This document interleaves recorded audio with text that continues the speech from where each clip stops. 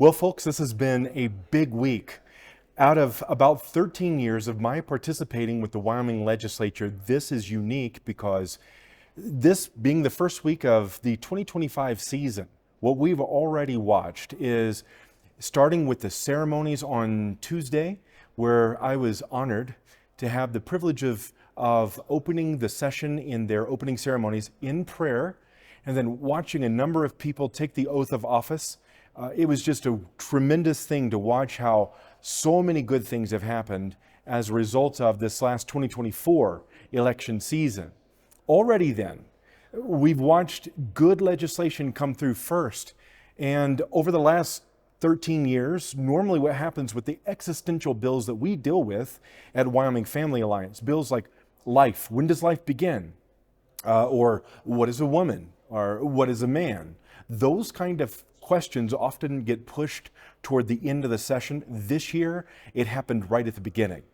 As a matter of fact, on Wednesday at 8 o'clock a.m., the first bill up that I went to was What is a Woman Act? This is a very, very important piece of legislation, just defining what that means in a modern culture.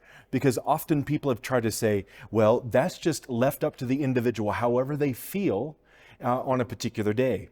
What we watched is actually a group known as Gays Against Grooming. They came in and pointed out that they are very frustrated with how the transgender movement has pushed an ideology and a theory and has actually damaged a lot of people, but multiple people kind of weighed in that way. So very interesting how that began. Secondly, on that same day, we took a look at something, House Bill 147, the prohibition of institutional discrimination. When you look at what the bill does, it actually goes into institutions and addresses the issue known as diversity, equity, and inclusion. You may have heard of stories like the one that happened here in Cheyenne several years back as a result of an incident at McCormick Junior High. Teachers were told that they would go to a training where they would be taught that because of the color of their skin, they were born a racist. Sadly, that very teaching is known as racism. And so when we look at what this is addressing all across the state of Wyoming, it's wonderful to see people pick up legislation like this and say, hey, we should do something about it. And so joining with a movement all across the United States, here in the state of Wyoming, we have seen some powerful stuff come through the House of Representatives already. On top of that, we have several bills that we at Wyoming Family Alliance want to make sure you know are coming up very quickly. First of all, Representative Martha Lawley is working on the regulation of surgical abortions. Very important bill. I want you to take a close look at that. Then she's also sponsoring the age verification for websites with harmful material. And what this does is it joins in with a number of other states who are pointing out that giving children access to pornography is absolutely deadly to the future of this country. That is actually being adjudicated right now in the last week or so in the United States Supreme Court.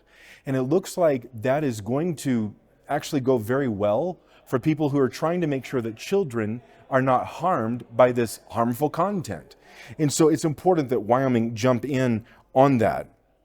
And then Ms. Lawley again is addressing student eligibility in sports. And what she's doing with that legislation is closing any loopholes that would allow men to participate in women's sports. She has a full ticket this year, Ms. Martha Lawley, but she is doing tremendous work.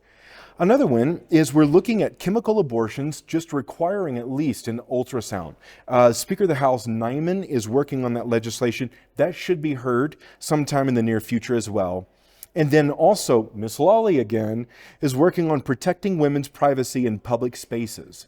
And this is one of those bills that protects people in bathrooms and those kind of situations where it is expected that a woman has a right to privacy in that capacity. Next, I want to tell you about House Bill 115, which is the Medical Ethics Defense Act. This protects doctors who are wanting to do what is right, but do not want gender ideology or anything else being forced on them to do something that actually violates their conscience and also the Hippocratic Oath. And so I think this is very important for the state of Wyoming.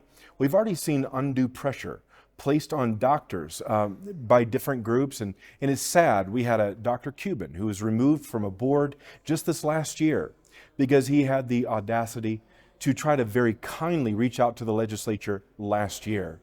What we want to do is make sure that our doctors can do what is right for their patients and right by their conscience.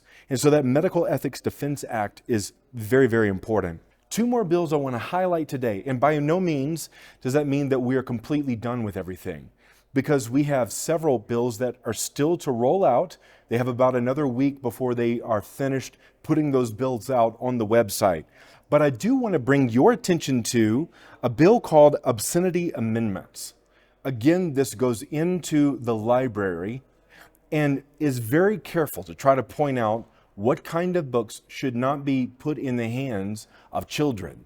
I think it's a very thoughtful bill. There will be some work already that we know will be brought to that bill. But I want to close with House Bill 199. This is the Wyoming Freedom Scholarship Act. Now, the Wyoming Freedom Scholarship Act builds on some work that was done last year on education savings accounts. But what it does is it expands those education savings accounts to help all students across the state of Wyoming. It really empowers them where the funding follows the child. Last year, sadly, the bill was amended at the last bit. It was a line item veto by the governor that basically made it where it was only accessible to those who were 150% or less of the federal poverty level. When you look at that, you see that a mom with one child, they would basically have to make less than $22,000 to be able to access that education savings account. This is reaching in to address that very serious issue. And so I'm very thankful for the hard work, months of work, brought by Representative Ocean Andrew. And we expect that that will be heard sometime next week. And so please stay tuned as we go throughout the session and explain a lot of these different bills. We will keep you up to date at wyomingfamily.org. Or secondly, we now have something called WyoFam Bill Tracker. And so you can follow the WyoFam Bill Tracker. You can just type that into your browser or just go to our website at wyomingfamily.org. And you can follow what we are trying to let the whole world know is happening here in the Wyoming Legislature. Thanks again.